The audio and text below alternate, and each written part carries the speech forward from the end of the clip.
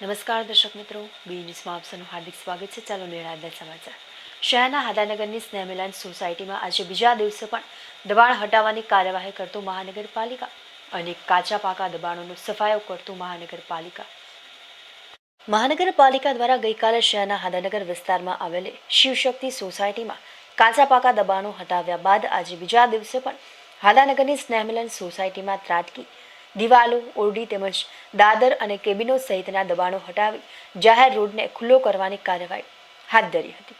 બપોર સુધીમાં નાના મોટા 15 જેટલા પાકા દબાણો હટાવી દેવામાં આવ્યા હતા.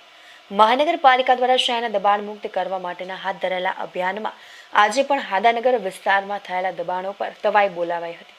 આજે સવારથી જ સ્નેહમિલન સોસાયટીમાં જાહેર રોડ પર કરવામાં આવેલા પાકા દબાણો હટાવવાની કાર્યવાહી હાથ ધરવામાં આવી હતી, જેમાં રોડ પર ખડકી દેવાયેલા પાકા બાંધકામોમાં બાથરૂમ તેમજ દિવાલો અને ઓટલા સહિતના દબાણો તોડી પાડી જાહેર રોડને ખુલ્લો કરવામાં આવ્યો હતો.